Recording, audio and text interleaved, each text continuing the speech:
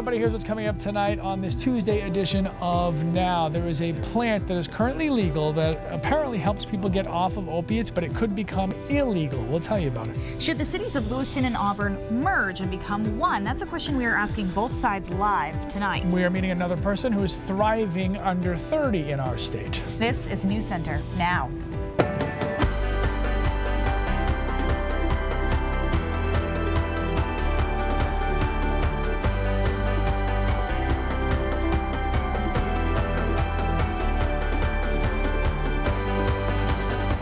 Hello, everybody. Welcome to the News Center Now on this Tuesday. I'm Lee Goldberg. And I am Amanda Hill. We are starting tonight with the opioid epidemic because it is a very big deal. For some people, substance abuse disorders started after using pain medication. We've heard a number of those stories. There are alternatives from therapies to other medicines, even other drugs. And there's a bill in the Maine legislature right now which would make one of those alternative drugs called kratom illegal. Chris, you met with a man today who created the first kratom company in our state. Yeah, and his name is Josh Thompson. He says that he's struggled with himself with abusing opioids after an accident, and that this plant changed his life. But there are a number of federal agencies that have concerns about this treatment. Bit shaky. In Joshua Thompson's kitchen, he's working on his business, filling bags with a green powder, kratom. It helps me in my own sobriety, and at the same time I can help other people. You know, for me that's a win-win. Kratom is a plant grown in areas such as Thailand and Indonesia. And that's it. Josh says people can use kratom to wean themselves off of opioids. From the moment I started taking pain medication, it was an instant downfall. He drinks it in tea and says it cured him of his addiction to opiates after he herniated 3 discs and pinched a nerve in his back. I haven't taken any medication in over 2 years, not even a Tylenol. You know, I have not needed it. A bill in the Maine legislature would make kratom illegal, lumped in with drugs such as heroin, cocaine, and methamphetamine. If you take too much, you puke. That's it. There's no chance of overdose. The Drug Enforcement Administration says kratom has high potential for abuse, and doing so can cause vomiting, seizures, and hallucinations. Josh says he has not experienced that. It has opioid-like effects, and because of that, it's been horribly mislabeled. He says kratom needs to be regulated because some people are combining it with other substances, making it potentially deadly, creating a stigma around a drug that he says changed his life. It's not a party drug. The fact that they're trying to put adulterants in it to modify the effect just makes things even harder for us. Now, there are 6 other states that have banned kratom, including Vermont, and we already got some comments from an article that we posted today. It was kind of some of the basics. Destiny says, I know a lot of people who take this herb and it helps them tremendously. I've also never heard or seen anyone rob, steal for it. Please leave herbs alone. You'd be hurting a lot of people by doing this. And then Jason says, leave it alone, more government overreaching. So the DEA federally, the USDA, and the FDA have all made comments about the safety of this drug. But again, one of the issues that Joshua and I talked about today is that there are so many people that make it different ways, combine it with other things that sometimes, in some cases, the potency can be very high. But if it's used appropriately and not abused, he says it is safe and can help with pain management. Interesting. All right, thank you for that, sir. New Hampshire, oh, by the way, one step closer to decriminalizing pot. Yeah, Senate Judiciary Committee passed an amended version of the bill proposal today. That amendment would remove criminal penalties for possession of up to 3/4 of an ounce of marijuana. That is less than the original 1 ounce threshold. Fairly picky detail, but enough to get it through the subcommittee. The bill will go before the full New Hampshire Senate on May 11th. All right, stop us if you've heard this before. Gray, rainy day. Gray, rainy day. Gray, Once or twice. rainy day. I'm looking for hi, Keith. like a nice intro once in a while. I guess I probably have to give you some better weather for that. We get this little patch of sunshine here over York County, just sneaking into Cumberland County. Let's zoom in on it. It's the best part of the state right now. Look at that, all that sun down there. But most of the state is still cloudy and having a hard time shaking this low kind of stratus clouds around, and showers across northern Maine and into the mountains as well. You guys pointing out my uplight? Yeah. They're talking about my uplight? I was just going to say, you're very well lit. I got a new light, so if at home I look more fought beautiful, for it. like 10% more beautiful, It's because of this light. Anyway, showers. Oh, look at there it is. Look at that thing. Don't I look better? We're not getting any weather in here, but that's okay. All right, sorry. Whoa, now I'm blinded by it.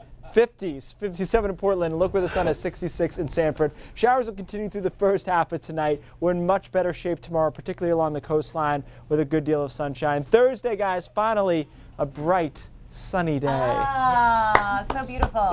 Well done. Hey, Governor LePage is in D.C. today testifying in front of a committee about the national monument in the Katahdin region. Now that hearing comes after President Trump signed an executive order to review monuments larger than 100,000 acres. Maine's Katahdin Woods and Waters National Monument is smaller than that, but both the governor and the monument's biggest advocate, Lucas St. Clair, went to the meeting today. They had differing views on President Obama using his authority to create the landmark. At one point, Representative Huffman of California pressed Governor LePage on the similarities between his comments on visitors to Katahdin and controversial comments about drug dealers coming into the state. You talked about traffic and safety implications. It was almost reminiscent of one of your more colorful statements about outsiders coming into Maine and causing other problems. You mean drug problems? Well, I'm sorry? Yeah, you're talking about the drug problem comment? I did note a similar theme. You didn't mention... People die every day, sir. You didn't mention impregnating young white girls as you did previously. Representative Huffman pressed the governor to answer if he saw potential positive economic impacts of visitors coming to the region. LePage said, quote, "Not in this area, not in my lifetime." The governor is also trading barbs with the attorney general here at home. Adrienne Stein here with more news now. Republican Governor LePage filed a lawsuit against Attorney General Janet Mills, a Democrat. The governor claims the AG refuses to represent his administration's positions. Both sides did comment today. LePage saying Mills's office is a place to put, quote, aging ideologues, and Mills calls the lawsuit a waste of state resources. An investigator turns over boxes of evidence kept in his attic that could show he lied at a murder trial. Anthony Sanborn was released from prison last month after a key witness says she didn't tell the truth in court. Now, a retired Portland police detective who investigated Jessica Briggs's death in 1989 turned over case files that were never disclosed to Sanborn's defense team. Sanborn was sentenced to 70 years for murder. A judge let him out after determining he was likely to win a post-conviction review. Looks like it could cost $6 million to fix up the iconic Waterhouse Field in Biddeford. It was closed last month, of course you might remember, because of unsafe bleachers. The engineering firm hired by the school department came up with the estimate to make improvements to the bleachers and playing surfaces. School officials say they've raised about $300,000 for field repairs so far, so it sounds like they have a ways to go, guys. Yeah, and that $6 million covers the field, it covers the track, it covers some school repairs. So I mean, that's a big number to raise for that community for all the different things that need fixing. So hopefully they come up with that money. Yeah, that would be great. Hey, meanwhile, get those fancy hats and bourbon ready because the Kentucky Derby is this weekend. Mint julep, anyone? Yes. We are here to boldly predict who we think your favorite horse will be. His name is Patch. Now, he lost his left eye due to an infection last June, and because of that, he was out of racing for the entire season. But he came back strong this year, finished second in the Louisiana Derby last month. And by the way, in case you're wondering, you can watch the Kentucky Derby right here on News Center. Our coverage starts at 2:30 Saturday afternoon. They're expected to get out of the starting gate around 6:46 p.m. Oh, go Patch. Okay, it's an age-old debate. Really, it's been a discussion since the 1800s. Should Lewiston and Auburn merge? We will hear pros and cons a little bit later. But first, I'm so lucky. I mean, I just think about, I could have been anywhere in the world, right? But I was here in Portland.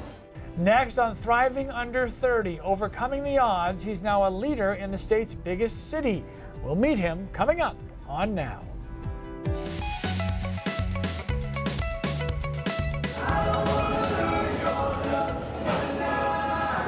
That is Portland City Councilor Spencer Thibodeau, the latest person we're featuring who's thriving under 30. Our Zach Blanchard was able to see firsthand how Thibodeau is different outside of council chambers. Hey, Zach. Hey, Amanda and Lee. Yes, he certainly is different outside of those chambers. And I'm not supposed to pick favorites here, but this story was certainly a lot of fun. Now, Spencer is 29. He grew up in Portland and is now a lawyer and a 2nd District City Councilor. We walked around the city to visit some of his favorite spots and learn a little bit more about him. What you might not know, he was adopted. And when he was in 8th grade, he had a reading level at the 5th grade level. But he overcame all that and today credits his family for his success. We also sat down over coffee to talk about the lighter side of life, like his love for HGTV, and the more serious side, like what he's learned about positive change taking time. And either way, there's certainly a reason he's thriving. When we pick up our phones, right? I mean, we expect them to work, you know, and that's the way we expect life to work for us. You pick it up, it should be easy, someone should have designed it to work a certain way, right? And when it doesn't, we get frustrated. Now you can find Spencer's full story on our website or mobile app. And you have also had a lot of things to say about this series too. Amber Laze said, "Good to see thriving under 30s in Maine. I'm excited to move back when I graduate." Jack Niles was not as positive, saying they must have interviewed all 3 people. But Senator Justin Chenette said, under 30 himself, said, "As someone who is 26, it's so nice seeing such positive stories about Maine youth." Now, tomorrow, we introduce you to a guy in Waterville who has played a large role in revitalizing central Maine. Lee and Amanda. All right, thanks, Zach. Hey, our live debate on the Lewiston Auburn potential merge is right after the break. And since we are contractually obligated to do so, Keith will come back after this. If we were together, I think we'd really prosper. I think we'd be a political powerhouse up there, maybe even replacing Portland. Auburn has 50% more land than Lewiston, but we have 50% less people. We have the same valuation, lower mill rate, lower water and sewer rate. Should Lewiston and Auburn merge to become one city? Even the mayors can't seem to agree on this. That interview was done just over a year ago during a meeting with Governor LePage. But this conversation stems back to the 1800s. To many outsiders, the Twin Cities are often considered one, but they have very different tax rates, populations, and services. They're known as the Twin Cities. I've always thought of Lewiston and Auburn as one anyway. And I use them both interchangeably. But Lewiston and Auburn have their differences. There used to be a great deal of rivalry. I taught at Edward Little for many years. And way back then, you know, the Battle of the Bridge, the Lewiston High School and the EL High School would battle each other and so on. Each city has its own mayor and administration, school system, and public safety departments.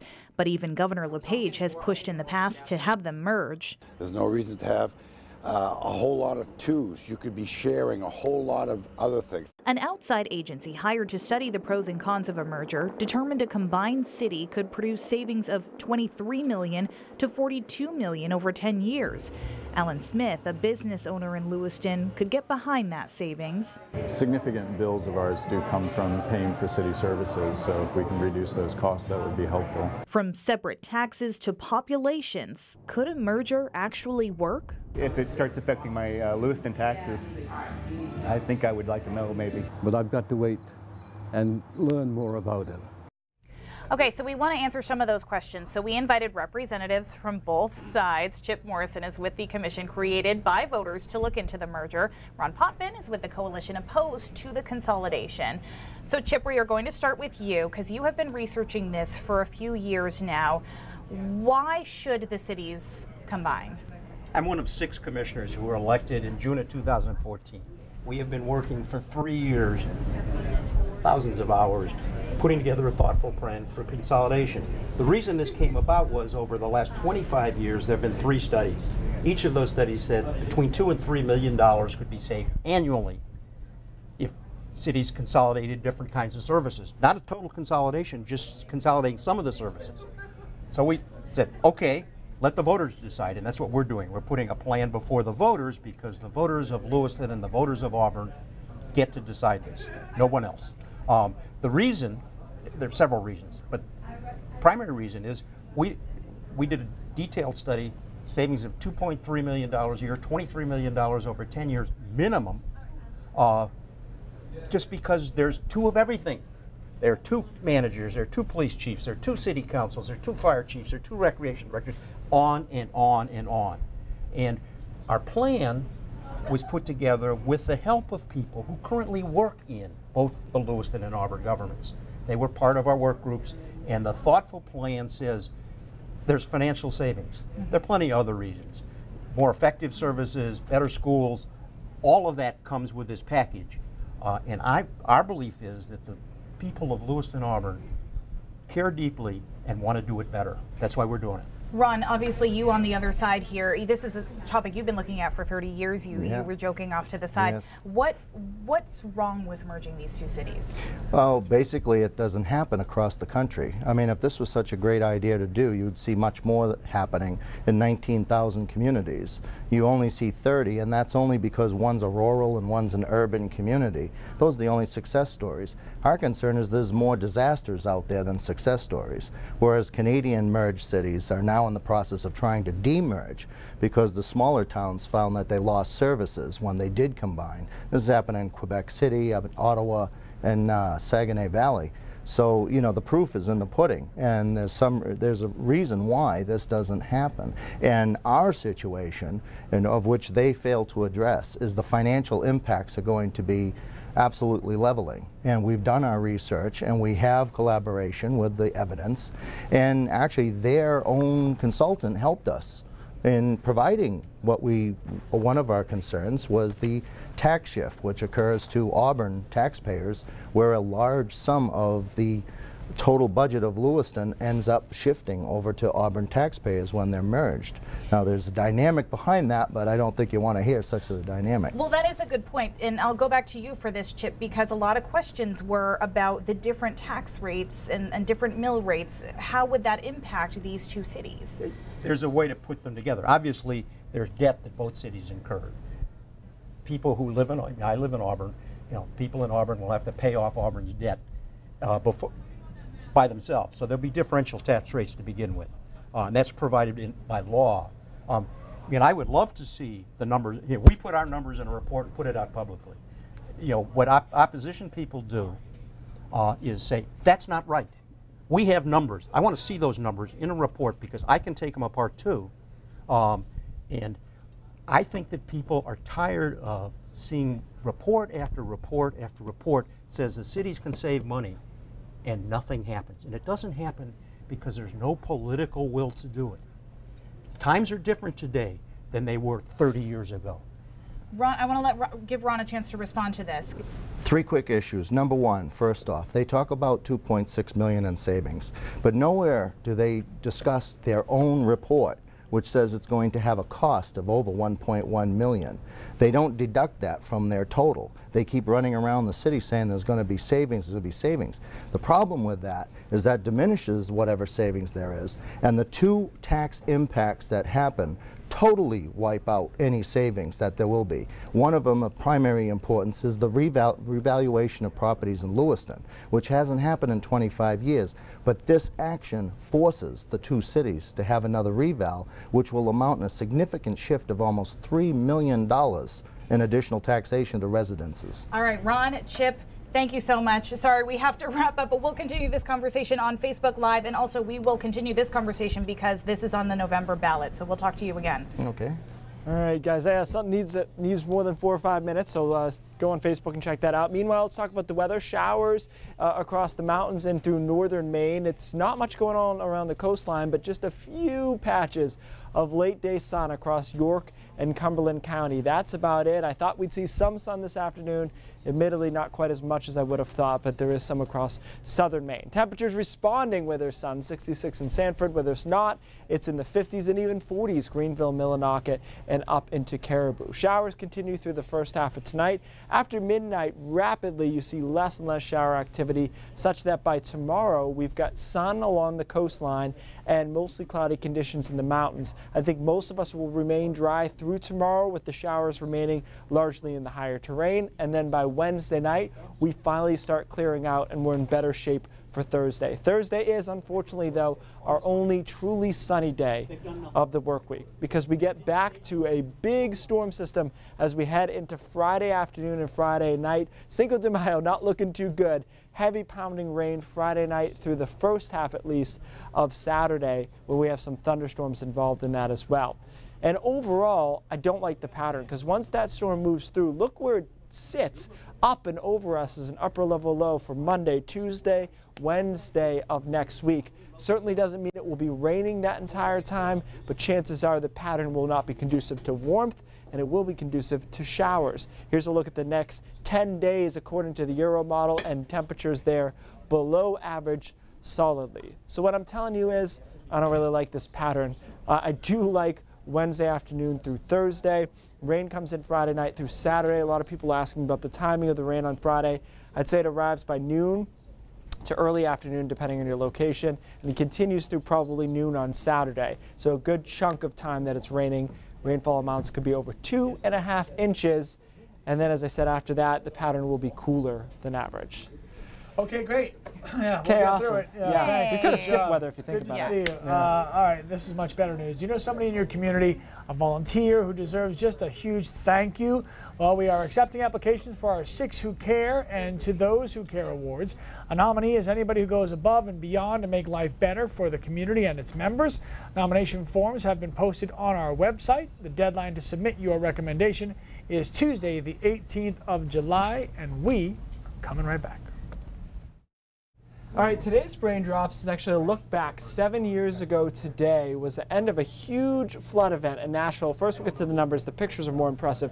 They got 13.57, that should say, inches from May 1st to May 2nd, which is a ton of rain. And so the Cumberland River, which if you've been to Nashville, runs right next to Nashville, crested at 51.86 feet, and the flood stage is 40 feet. Yikes. So here's a look at the pictures. This is what it looked like, guys, in Nashville on this day. A couple of interesting facts about this. One, it shows you how rivers can rise rapidly. Look what it did to those cars as it picked them up on the rising water.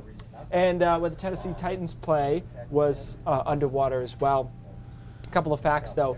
The Opryland Hotel and Resort actually went and tried to sue the National Weather Service, saying that they were not given adequate warning of this flooding. The suit was thrown out 3 separate times in a row, but they basically were trying to recoup the fact that their entire hotel was under 10 feet of water. But at the end of the day, Mother Nature does its own thing, and sometimes flood events like this happen.